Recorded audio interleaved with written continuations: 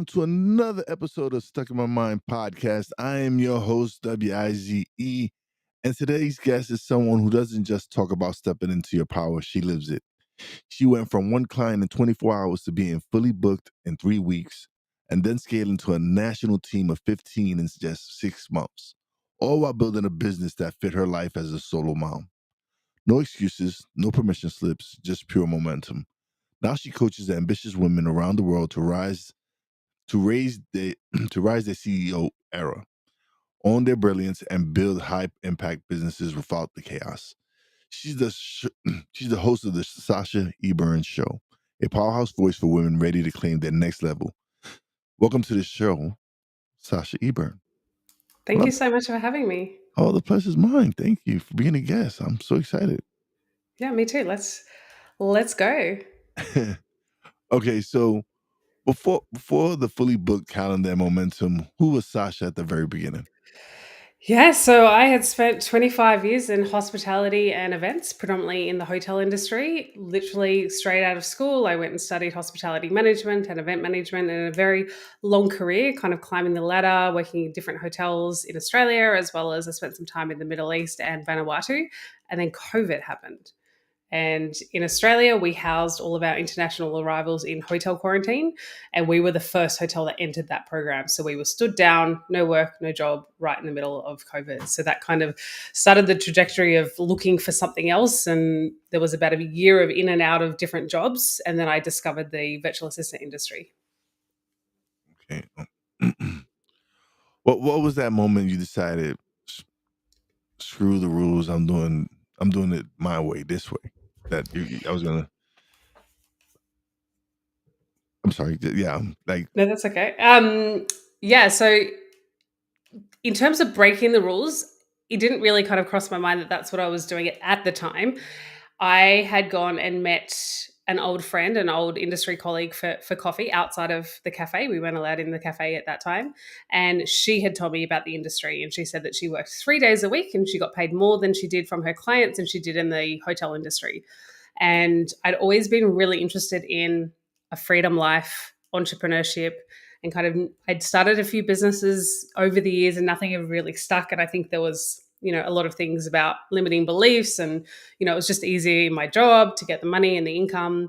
And then it actually came down to I was working in real estate and I tried that industry for about 4 months and I'd never been treated so badly. And I was literally given one task to do all day, every day for 5 days. And I'm just like, there's got to be more to life than this. So it was actually 6 months after she had told me about the opportunity. So I just watched the space and I was just like, do you know what have I got to lose? If it doesn't work, I can just go back and get a job. And it just stuck and I just loved it. I loved not being bound to certain time. I never committed time other than meetings to clients. I could go anywhere, however I wanted to.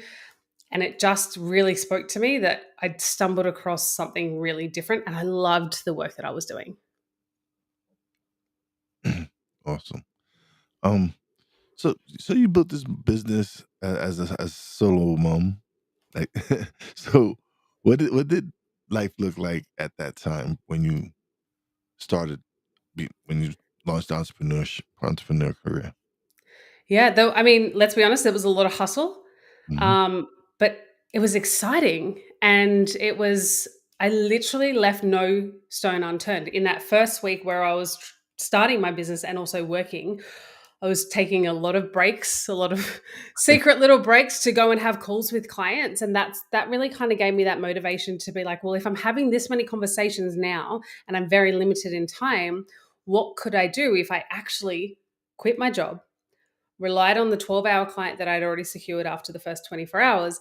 And if I had the rest of the days just to talk to people, just to put myself out there, what could I create? So it was very much a what if, what could happen? And because I was in a really bad situation I didn't enjoy it was a really easy decision to make at the time because I was just like, 12 hours, I could kind of make ends meet with 12 hours. It would have been really, really tight. I had a mortgage as well.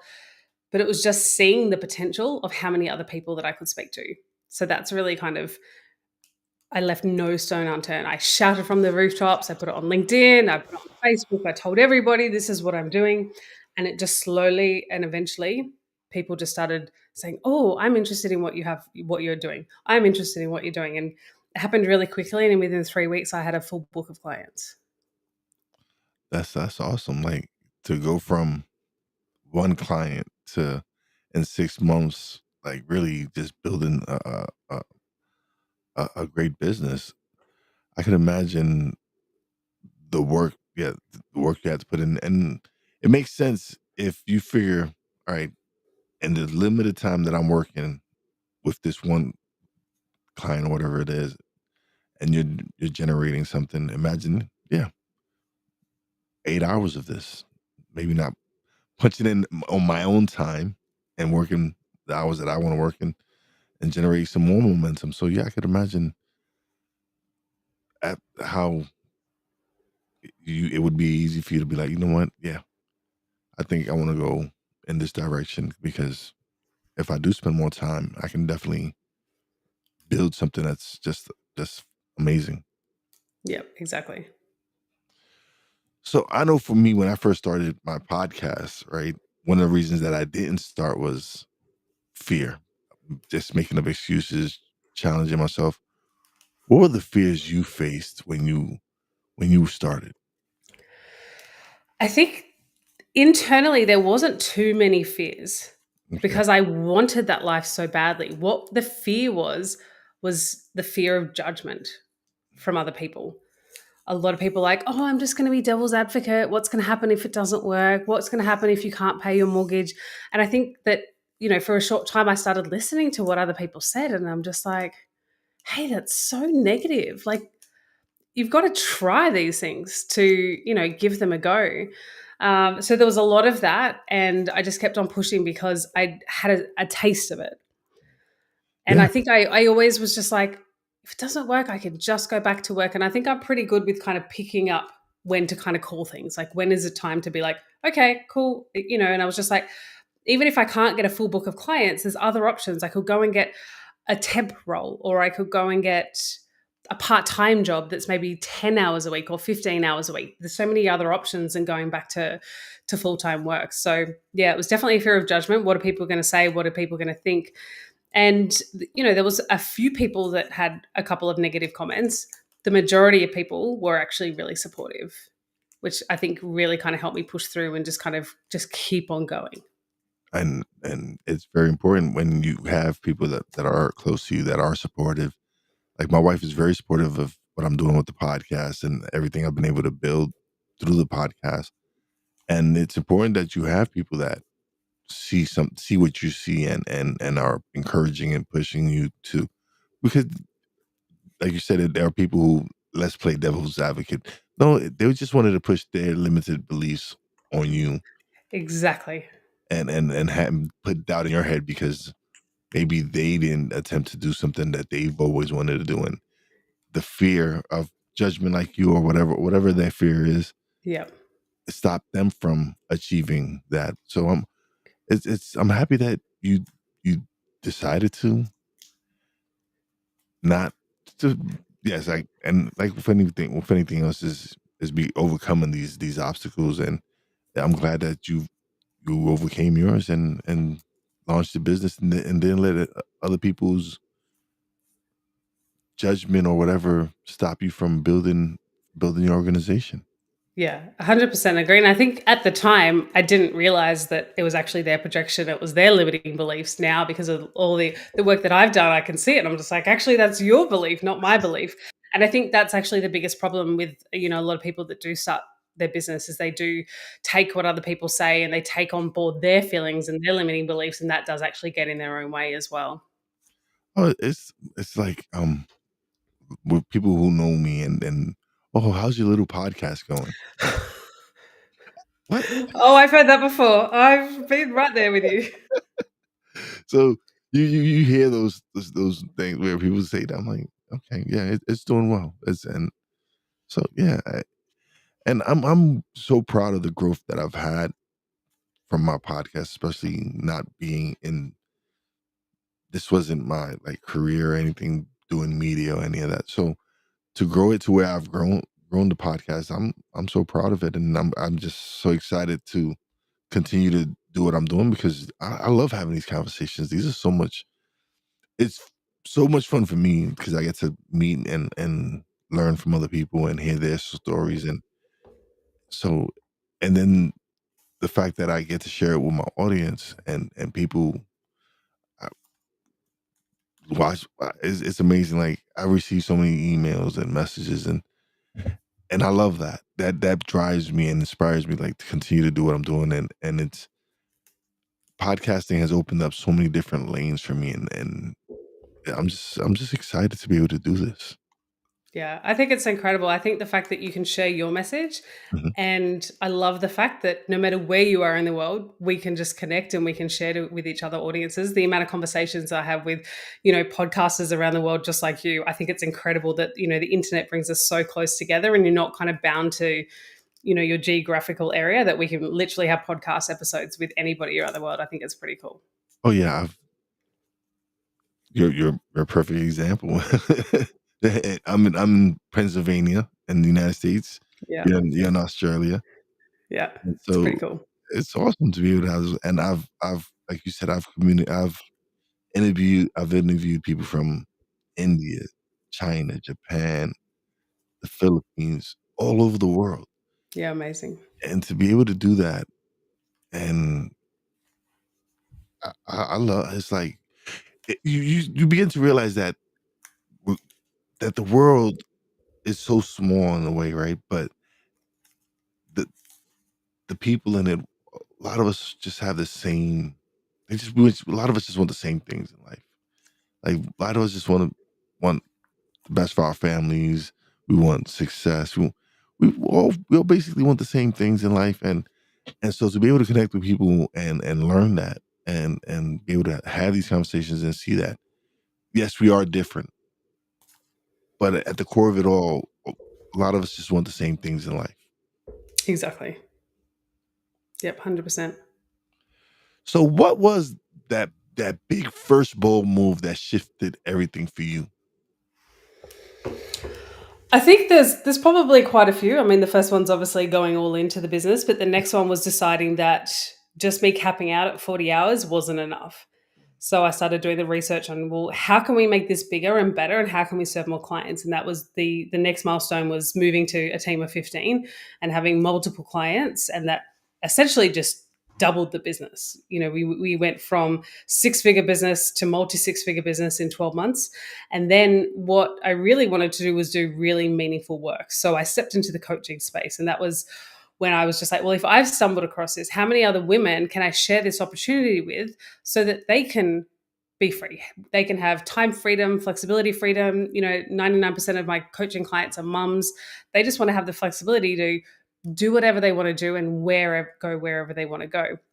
So I started coaching quite early. I didn't really even know what a coach was. And then I just started teaching them exactly what I did: how to start a business, where to get clients, how to get clients. And that just evolved over time. And it was a year later that I decided to invest in coaching. And what I thought was business coaching was actually NLP, which is neuro linguistic programming, and really learned about how to rewrite your unconscious and really, break through all those limiting beliefs. And that changed the game for me, because then I could support my clients in such a different capacity, so that they didn't have those fears coming up, so that they didn't have those limiting beliefs coming up. And once I started to see the change that I could help people make in terms of themselves as a person, in terms of their business, I was just like, this is cool. Like, this is change. So I decided to go all in on coaching, on the coaching business. And I gave away a lot of the clients to a lot of the team that we had in the VA business. And we literally replaced all the revenue in 30 days. So that was another big milestone and a big sign from the universe for me to be like, well, we're on the right track. It was quite a lot of revenue to give away. And again, another risk that I took in the business to kind of step into something that was really close to my heart, something that just really lit me up.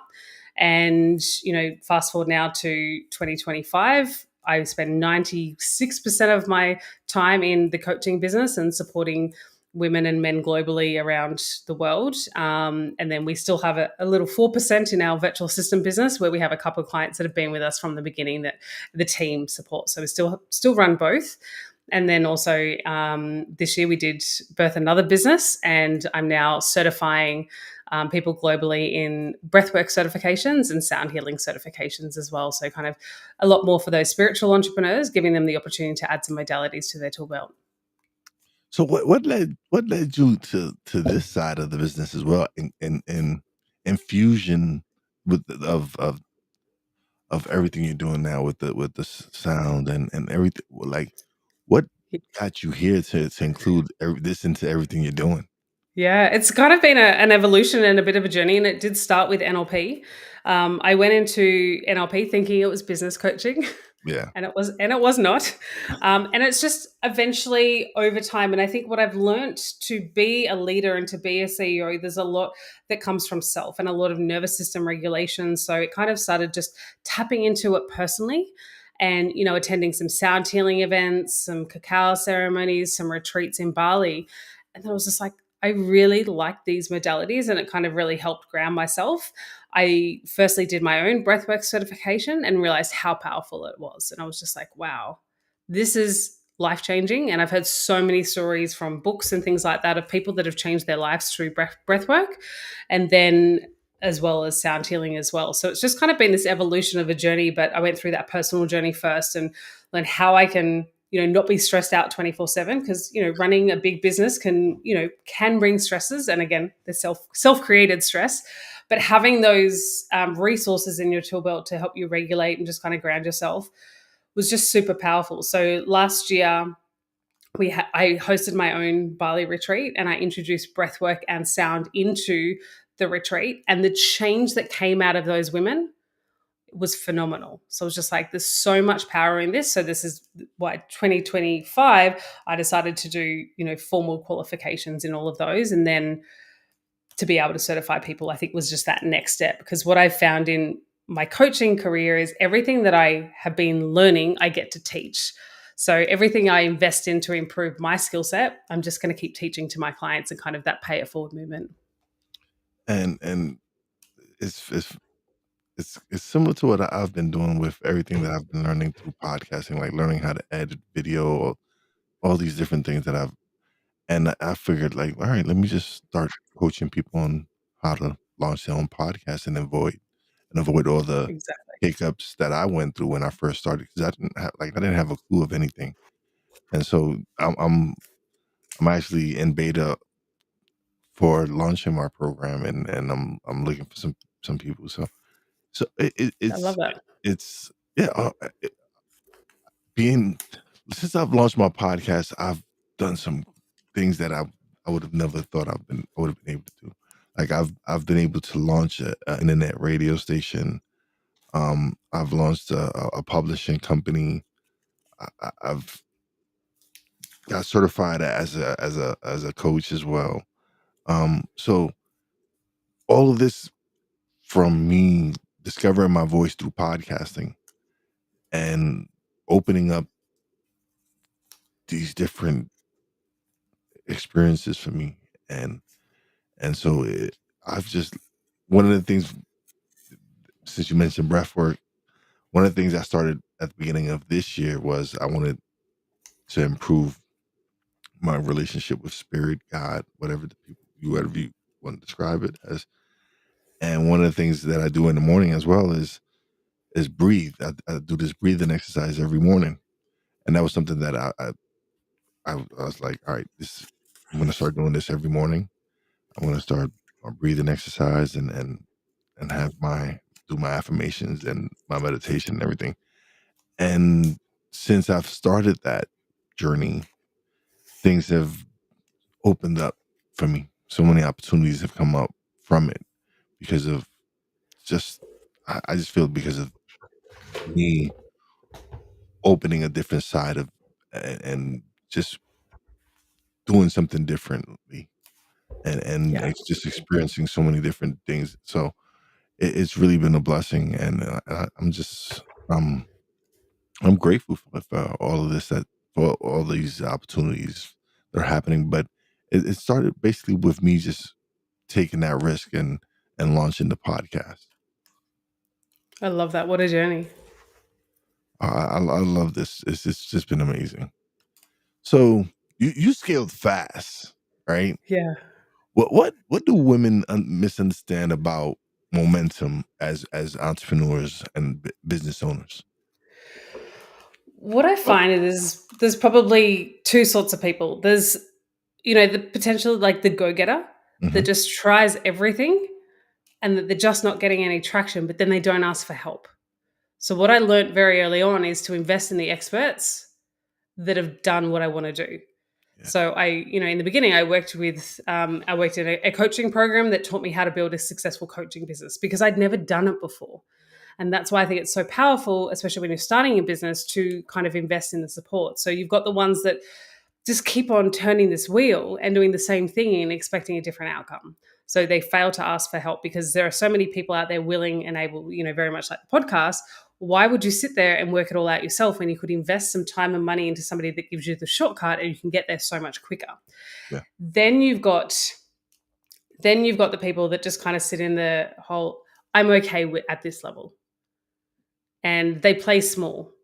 And it's because that they've been told that, don't be too greedy or don't ask for too much. Like just be happy with where you're at, which is actually one of the negative comments that I had in the beginning when I started growing. People are like, oh, can't you just be happy with the income level that you're at? Why do you have to grow? Can't you just sit back and chill? And I'm just like, no, I want to serve more people. I want to make more impact. And I've always been a very driven person and always hold myself to a higher standard. So I find that a lot of times with women, and sometimes that's because of their generational trauma or what they have been told growing up, that they settle and they're like, I'm going to settle on a low rate because it's greedy to ask for more money. Or it's, so that's probably the biggest thing is that their doubt and lack in self. and I don't knock anyone for whatever they feel their price is and their value is, and it's up to to you as the client or the customer, whatever, if you're willing to pay that. It's up to you.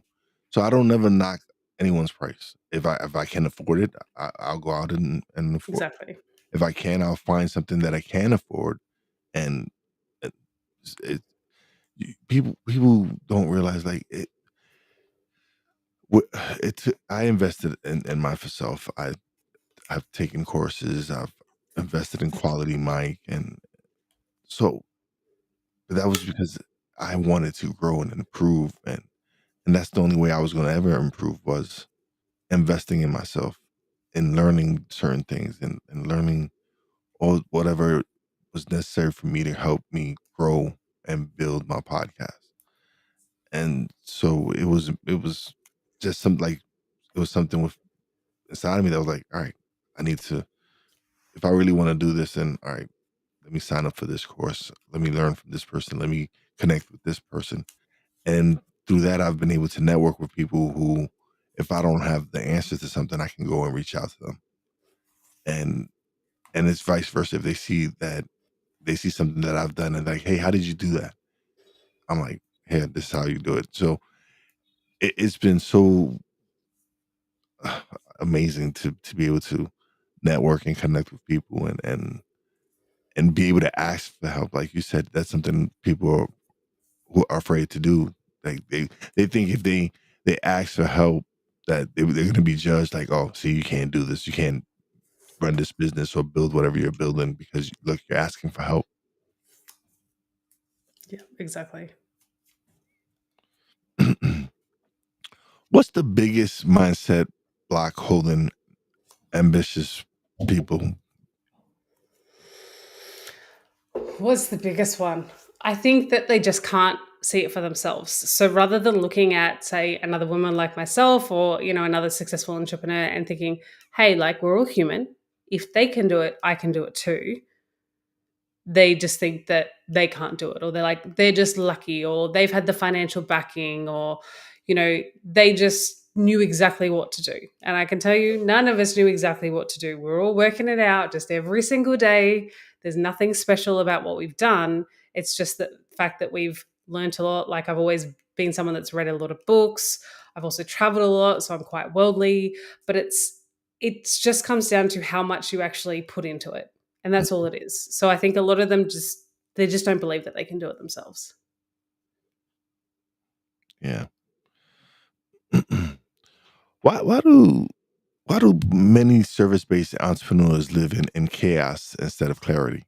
Ah, because probably that culture that we learn from our 9 to 5 is you'll get promoted if you put in more time, or a lot of businesses that I've worked in, a lot of hotels, it was expected to do overtime. So we were very much conditioned to go above and beyond for our employer. So they jump into business and they have this sense of success is hustle. Success is working more. And I also have to work more to get paid more. And do you know what? I was like that in the beginning. And then I learnt that no, like actually the times that we go and travel overseas and, I've created the business that I can do that. We actually make more money when we go overseas and I work less. And it's just, and the fact that I get to teach my clients that like the hustle isn't going to get you to where you want to. Actually working easily and effortlessly, asking for help, relying upon team, and actually creating a really organic structure in your business that everybody is doing the work that they want to do and that lights them up will support you actually moving further forward quicker. So it's kind of that you have to slow down to speed up concept.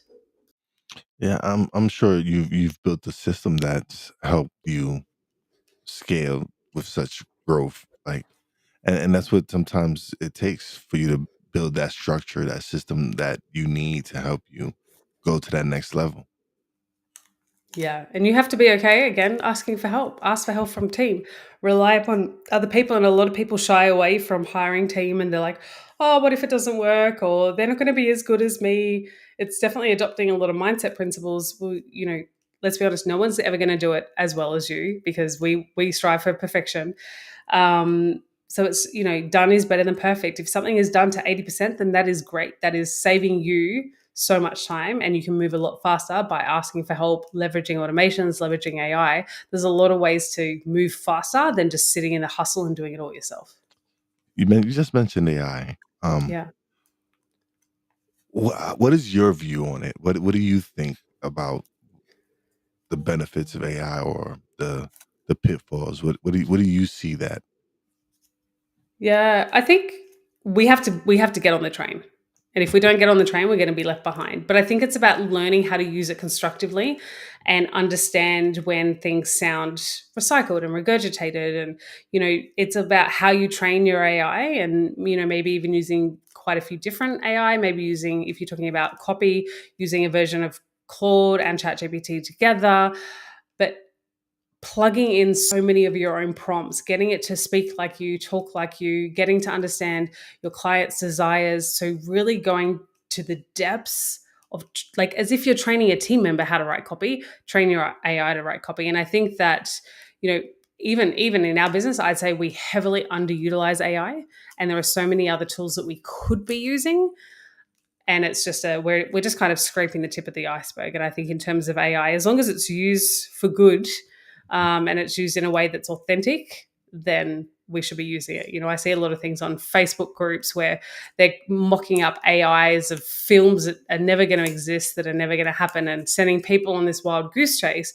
Like, what's the point in that? What a waste of time. But if you use it in your business, because let's be honest, I'm not a trained copywriter. And it's kind of that whole Canva versus a graphic designer. Canva has such a place in the market now. And maybe when that started coming out, people are like, oh, you're going to take the jobs from the graphic designers. And I can tell you there's so many things in our business when we go to print things, we have to engage in a graphic designer. So they both have their place. And Mhm. it's the same with sales psychology and copy. If we're wanting to write some really powerful, potent content, I will go and hire a trained copywriter to do that. But in terms of day to day, in terms of emails and socials, AI really just supports us get further, get quicker, and get more content out there because I'm not a trained copywriter. I know it's helped me grow my show. Yeah. It's helped me build the system and the structure that's helped me cut down on show production.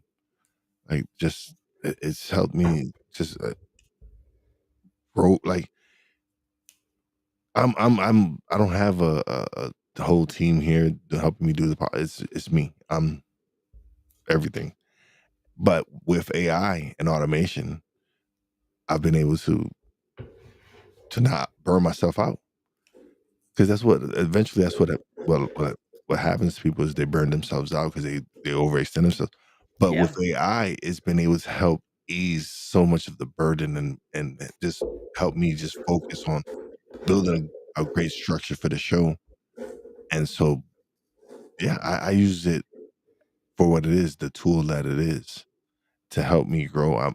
I'm learning so many different platforms, and because, like you said, if we don't get on this train right now, we're gonna miss it. So yeah, it's important that we um invest in learning and trying to take your business to the next level using AI. Yeah, absolutely. So what's the next evolution of Sasha? The coach, the mother, the leader? Yeah. So we are launching a new program that's going to come out next month, and it's kind of the bridge between our other two programs. Right now, we have a 12-month mentorship where we support businesses to scale, and then we also teach businesses to start their business or to master the foundations in business. So we're creating one for the bridge to get them ready to jump into that 12-month mentorship, and it's really focusing on automations, AI, and ads. I think it's really important to plug those into your business to kind of support the growth, to then jump into how do we scale our business. And the podcast, Sasha Eburne Show, is also going to come back in the new year as well. So I'm excited to bring that back out to the market. And it looks like 2026, I'll also be writing a book as well. Will that be your first book? It'll be my first book. How does it feel writing the book? Yeah, it's exciting because I think I've got a lot to say and a big message to share. And yeah, I think that's just it's a really great avenue to be able to connect with a lot more people. And on the back of that, the idea is to get a lot more speaking gigs and to be able to speak from stage as well and share that message a little bit further. So the book and the speaking kind of go hand in hand. Oh yeah, no, it's because I got into publishing because of my nephew. He we we we self published his second book, and we invested some money in it and everything. And it was something like where I'm like, man, we can do this ourselves. We can learn how Mm. to self publish books, and I did. I learned formatting and all these different things that, and so we've been able to publish 6 books, and then I just helped this young lady self publish her first children's book. Oh, so great. Yeah, so I love that. it's yeah, no, it's been amazing. And like I said, I've learned so many different things just from starting the podcast. Just me stepping out of my comfort zone and doing something that I had never done before, and just challenge myself and go out there and like, you know what? And it, for me, it wasn't other people. It was me. It was myself holding myself. It was me telling myself, "Oh, who's gonna want to listen to you? You're not a celebrity. You suck. Your voice is horrible." And it was just finally it was just me just saying, you know what? I'm gonna press record and just whatever happens, happens. And here I am 5 years later, ha- having a wonderful conversation with you, and still excited every day when I get to record and do what I'm doing. So great. I love that. All right. If every woman listening stepped into her CEO era today, what changes first? Themselves. They become a better version of themselves because they're really just holding themselves to a higher standard and really creating the life that they actually dream of rather than sitting there in scarcity and being like, oh, I just want something better. There's got to be more to life. They will actually get to create that if they do that. Mm. What message do you want ambitious women to leave this episode with? That if I can do it, they can do it too. There is no difference. We're all human, we're all female, we're all on the same earth, and we've all got one life. So if you want something different from your life, to be honest, no one's coming to save you. The only person that can get you there is yourself. Awesome. So, wait. Okay, now we're about to go. You're about to get the spotlight screen, and you need to plug away where people can find you and connect with you, and give one piece of unapologetic advice you wish someone gave you early in your career. Yeah, sure. So if they want to find out a little bit about what I do, jump over to my website on sashaeburne.com. I'm sure that you'll reference that in the show notes, or even just jump over to Instagram. I'm always up for a voice note conversation or a chat. I'd love to hear your takeaways. Drop on in. That's just Sasha Eburne __. And one word of advice is, in business and in life, just ask for help. We don't have to go at it alone. It is way better being in business, being surrounded by other powerful entrepreneurs, other people who've generally done what you've done, also in your personal life as well. Just ask for help and create connections. Awesome. Thank you so much for being such a wonderful guest. I appreciate your time. Um, so when you do release the book, I would Yes. love for you to come back and promote it. That would be awesome. So Thank you so much. when you release it and you're ready to promote it and everything, definitely have you back on and come on and talk about the book and definitely come promote the book. Amazing. I would love that. Thank you so much for the opportunity to chat today. It's definitely been a great conversation.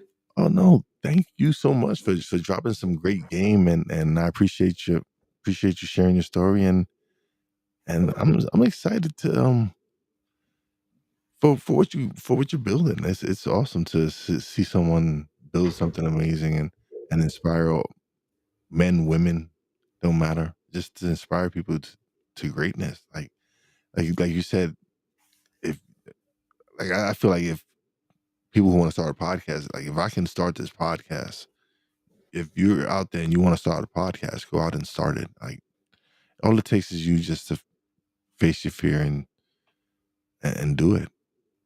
Yeah, exactly. I love that. But once again, thank you so much. But don't leave just yet. We're gonna chat a little bit off the air. But thank you so much for your time, and I appreciate you stopping by and sharing sharing your information and stuff. Thank you so much. Thank you. All right, everybody. Another great episode is in the books. I would like to thank Sasha for coming by and again dropping some wonderful game.